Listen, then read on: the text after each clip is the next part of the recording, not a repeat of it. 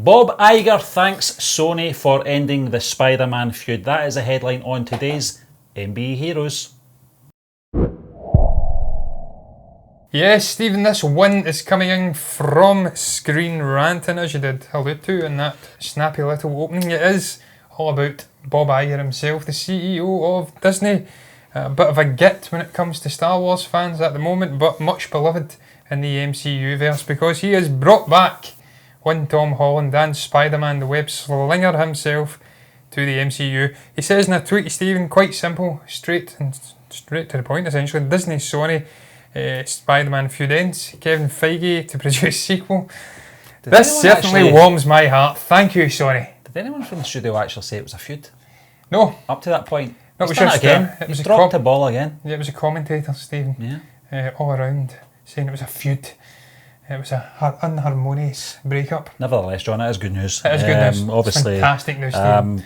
Disney are seeing sense, Sony are seeing sense, and us, the fans, are being rewarded by this. I think it's great, John. I think it's good that this news obviously dropped just before the weekend, so it was just a little bit too late for last week's episode, typically. But I don't mind. I don't mind a little bit of late news coming in because it means it's something that we wanted to see happening anyway. We never wanted the web slinger to leave the MCU, but at the end of the day, I think they've came to an agreement that's going to work for both studios. So everyone's a winner. Everyone's a winner, baby. Yes, yeah, Stephen. It's hot chocolate, would say. Yeah. Yes. Look, I'm absolutely delighted, Stephen. I was heartbroken when Tom was snatched away from us Marvel Disney fans, taking over to that horrific Sony verse. I'm only kidding. I can't even keep a straight face saying that, Stephen. I love Sony as well. I've loved these Sony Spider-Man movies in the main. A couple of abominations aside, Amazing Spider-Man 2 and Spider-Man 3 were shite. The rest have been fantastic. Yeah. And look, they can hold their hands up and probably say, in all honesty, they have made the two greatest Spider-Man movies of all time. Spider-Man Into the Spider-Verse and Spider-Man 2. So I had no issues with him going back to Sony, first and foremost. But I'm delighted to see that he's now coming back to the MCU, perhaps temporarily. We'll get into that later on in the show. We'll not go there. Yeah. But look, it's just glad to see the guys back. Tom Holland, as he's such an infectious little guy. He's really out there and bombastic in the way he does press junkets and whatnot, even when he is clearly very tired. And he brings such youthful exuberance to the character as well. He's probably my favourite Peter Parker, but sadly, in this case, he's not the best Spider-Man. You made a good point, John. I think I would probably say the same. Spider-Man 2 and Spider-Man Into the Spider-Verse are probably the two best films that they've done for this character. But there's something about the character being in amongst his familiar friends and enemies as well, which obviously Marvel have got a hold of. So our own, and rightly so. But I think this deal is going to suit both studios, as I said. It's going to be very interesting as well. It's going to be a very unique situation for a character to traverse. Yeah, I think I don't really want to go too far. I think it's fair to say, and I think we should make it clear as well, John, this episode of Heroes is Spider-Man heavy. That's all we're talking about today. So if you like Spider-Man, we're doped out, we're nuts on Spider-Man. So I think just because this is the fallout from the news actually, so it's there's a bit of talk that we want to obviously discuss here, and obviously this is the first piece of news we're going to talk about, and it's coming from the studio's perspective. It's going to be very interesting to see how the character is going to be handled. I always said, and I think it's when that initial news, John, that discussions had broken down for a new deal. I did say that it was going to happen at some point, and that's something I still think will happen. It's going to happen again. But we'll get into that later on in the show, Stephen, John. Look, the cast around it, the likes of Jon Favreau and whatnot, they didn't look too perturbed about the news of this split. No. We're all quietly confident that something would be ironed out, and I think it's just purely because of small details. Maybe Disney were being a little bit greedy, perhaps asking for more percentage. Maybe they were wanting to buy the character back completely and it had broken down, but then they got together quietly in the background and they've came to a common agreement. I think there's perhaps Disney movies being shown on some service on the PS4 or something. Okay. That's part of the deal. So, look, we don't really know the actual meat and bones of the deal at the moment. No. Certainly not from our perspective. We can't get it. Perhaps it's out there somewhere. But I'm just glad to see the characters back. It's fortuitous as well, Stephen, for not Kevin Feige, Bob Iger, because he's had a lot of bad press recently, and it seems really fortuitous that we've had both the news of Kevin Feige producing a Star Wars movie, which the fans of Star Wars are just getting off their heads about, and now we're getting the news Going off their heads about in a good way. in a good way. Yeah, okay. Very happy about Kevin Feige coming in to produce a Star Wars movie. But then we now get the MCU side of it. Perhaps those ones that weren't happy but are secret Marvel fans are just out and out and proud of Marvel fans. We now get this news that Spider-Man's coming back as well. So it's been a good week for covering up some bad news from Bobby Boy's memoirs. So he's happy. The studios are happy. They've got their deals in place. And the fans are happy, as you did say. Tom Holland's always happy. And he's very happy. He's always happy. And Stephen, the cast are happy as well, and that is going to probably take us into the next topic. John, yeah. Yes, the cast. In this case, it was the chap whose name I've not got in front of me right now. I think it's Brandon something, who plays Lee's, I do believe, his best friend. I can't get the name. Ned, yeah. Ned Lee's, I think the chap's name is in the actual movie. I think it's Jacob Talon. Jacob, there you go. Absolutely tripping out my nut. I don't know where I got Brandon from. I think we were talking about Superman. Yeah. That's where I got it from, but that's not in this show. Yeah. But I digress. It was tying in, but I've went off on a tangent and it's completely gone, that transition. Brandon Routh as Superman, John, does tie into this show, but we're not talking about that. Yeah, he said that, yes. But the general gist of what I was getting at, Stephen, is the cast are happy as well, because this chap that you alluded to there says that he is very happy to be coming back. Jacob Batalon is very happy to be coming back and portraying his character alongside Tom Holland as part of the MCU. But Stephen, he did drop a nice little tidbit in there that he was, and the rest of the cast were, ready to jump over to the Sonyverse. Now, don't really see this as being that much of a news item, really, because I think they are tied to Sony. Answers a question, though, John, that we were asking was what's going to happen to the likes of Aunt May? Where are they going to recast? Are we going to have the death of Uncle Ben again for the third time? Oh, God. It's just one of those. See, I was thinking about that. The actual ants, but they were older, weren't they, in the 2000s? Yeah, they were. And I liked what they did 60s, with it. Yeah, that it was younger versions, so everything was younger. So yeah, God, I'm glad we didn't get another terrible origin story. But I'll let you back in. No, I just think it's great, John. I think it makes sense that this has been answered as well, because although it's probably, the natural thing that all these cast members would be tied to Sony in some fashion, it's nice to clarify it for the fans that are sort of looking from the outside in. And I think it keeps continuity as well, because we knew that Tom Holland was on social media not long after the supposed fallout, saying everything's going to be fine. I'm all for working with Sony and having new adventures with this character. It would have been a huge mistake if Tom Holland was the only one crossing over to this, the Sony universe, and everyone else was a recast. It would have just been a bit confusing, I think, for a lot of sort of average film goers to see this, but I think it's great. Also, I'll put my hands up as well, John. I didn't know the chap's name either. I knew obviously his character named Ned, but I didn't know the actor's name.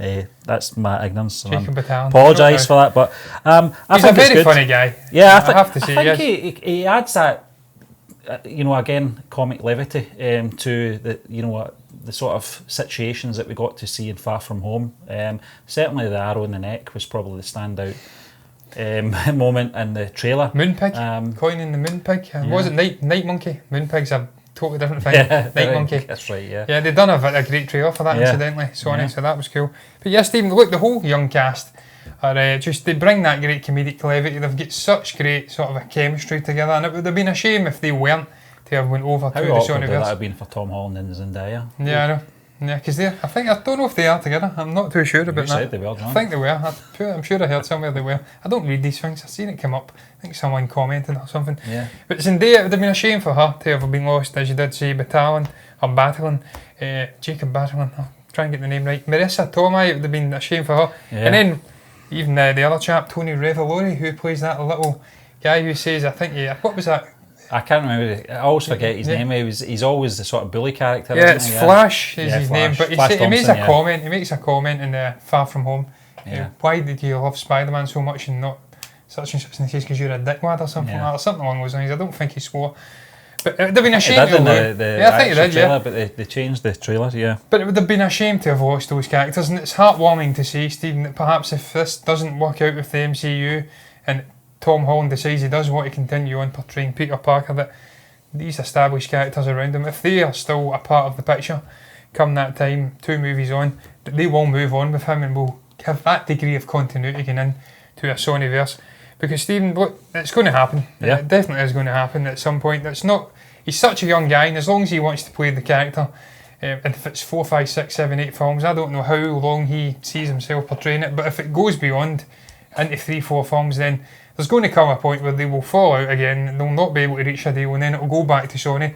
But look, that will tie in, Stephen, terribly to our next topic. It's Spider-Man may still be part of Sony's villain universe despite Marvel deal now, as you did say. Kind of ties in. I was going off on a tangent again. I can't help myself. Yeah, this opens up, John, what I was desperate to say, obviously at the start of the show. We're going to see different tones now. If this is the case, where we're going to see a sort of Spider-Man that we're used to seeing in the MCU, sort of more happy-go-lucky Peter Parker, who's still sort of come to terms with who he became. And he's still getting mentored as well. He's still at that young age where the likes of Happy, Nick Fury, and obviously Tony Stark before that was keeping him on the right tracks. But on the other hand, if he's going to fall into the Sony villain universe, it's going to be a darker tone, John. It's going to be more. I don't know if R-rated is the right. I don't know. Well, it's certainly a potential. There's more of a potential. I would like to see that, but I don't know if the character's ready for that yet. I think he's still got a bit of growing up to do. We saw a change in the character, obviously, at the end of Far From Home, John. But I think there's still room for more growing up for Peter Parker to do as well. Well, there absolutely is, yes. And I think that's always been the plan. I think they're playing a long game with the character, and I think Tom Holland as well. You did sort of mention it there, John, how long he wants to play us. I think Tom Holland will want to play us for a while yet, because he's a massive Spider-Man fan, and I think basically when he was offered the role, I think he must have felt like he won the lottery because he loves the character so much, and he worked very hard on that first film as well.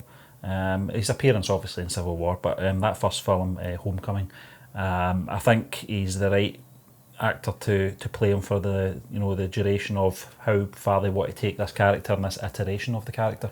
Yeah, Stephen, I completely agree. I don't see him going anywhere anytime soon. As you did say, a massive Spider-Man fan. We'd seen, I think, both seen the video of him on the red carpet. I think it was 5-6 years prior to Homecoming, and appearance in Civil War. Yeah. He was asked, what role would you like to see yourself perhaps playing in the future? And he says, I'm a massive Spider-Man fan, that's what I would love to play. And then, lo and behold, it happens. So he's in his dream role. He's just perfect for it, as I did say. He just brings that youthful exuberance. He's in very good shape. He worked his absolute tail off to get the role. I've seen the training compilation videos of him backflipping on trampolines and whatnot. So tailor-made. He's still a young guy. I think he's 23, 24 or something. And he's still got that youthful look, so he can portray this younger version of Peter Parker, not Tom Holland. That'd be strange. Tom Holland Benjamin playing Tom Button. Holland, yeah. Yes. Yeah. But yeah, I think he's about 17, 18 at the moment, the Peter Parker character in the MCU. So, as you did say, Stephen, he's got a lot of growing still to do. In Homecoming, he had the training sort of what would you call it, restrictions on his suit. Yeah. And then he broke them off and he was dabbling with what it meant to be a more mature superhero. And then we've seen that continue with Far From Home. He's trying to grow as a character, get over the loss of his mentoring figure, Tony Stark, growing ever more. I think we'll see that continue in the MCU, and it would be great to see if they could go back and forth and maybe take the cast as well to the Sonyverse differences and just see him perhaps growing in the MCU, being a little bit more light-hearted, and then getting over and doing darker stuff and fighting the out-and-out villains like Morbius, like Venom. Because I'd love to see Tom Hardy, I was about to say Tom Holland again, facing off with Tom Holland. That'd be fantastic. There's too many Toms in here.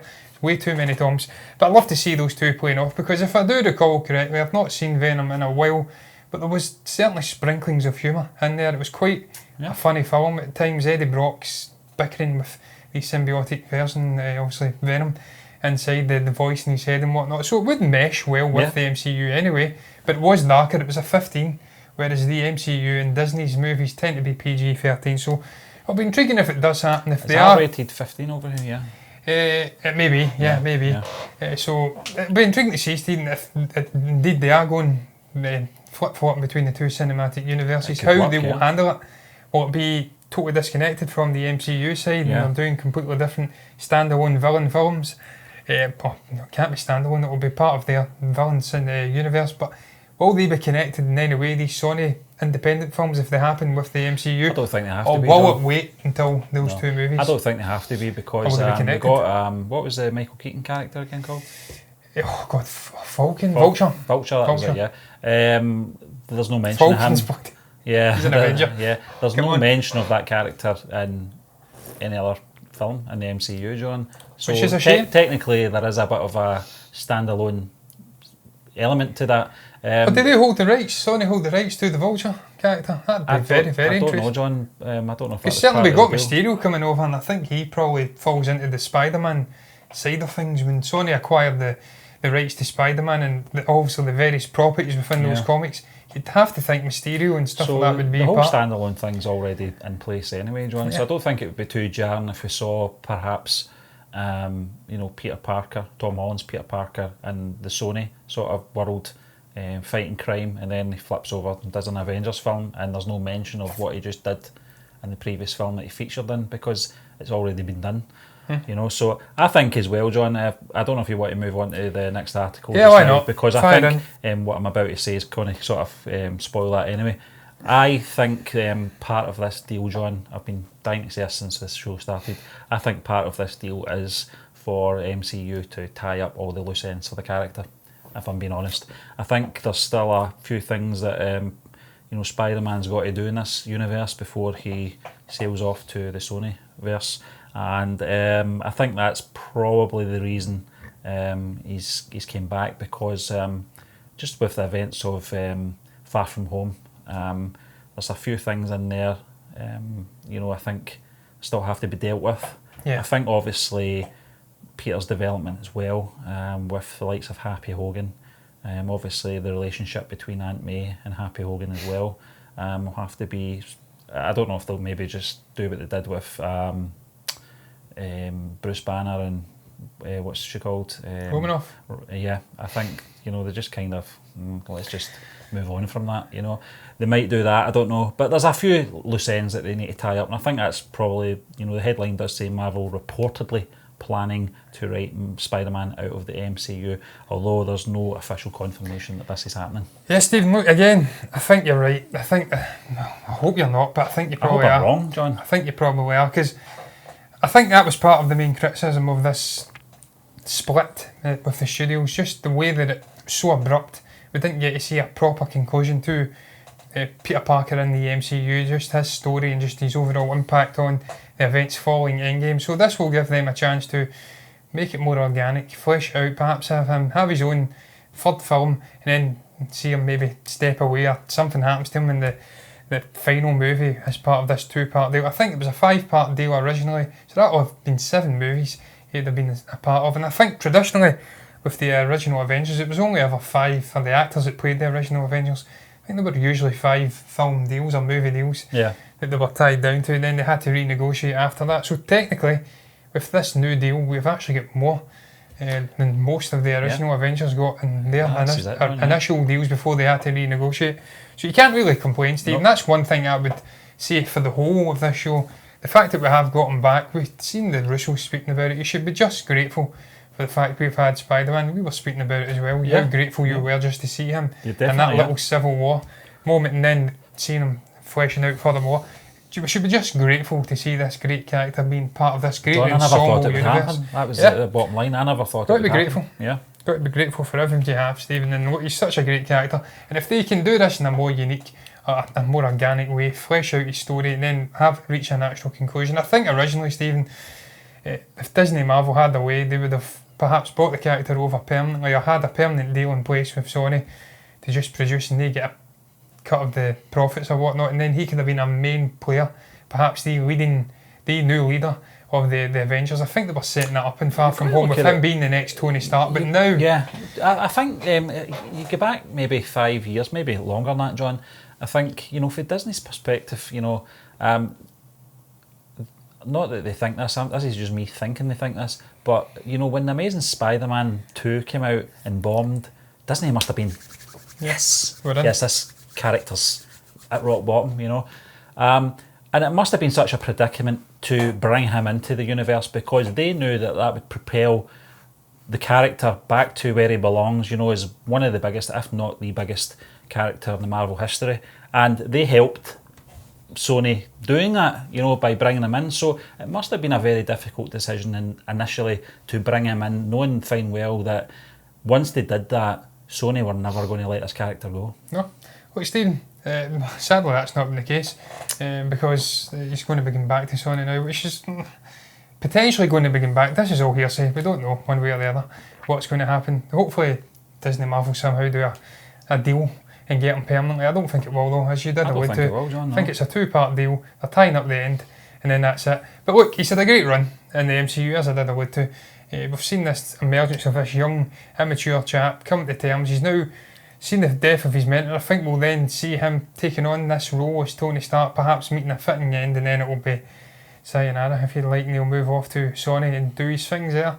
Potentially, maybe not. Amazing things, yeah. Those amazing things, yes. Perhaps with some great villainous characters like the Green Goblin and whatnot done better.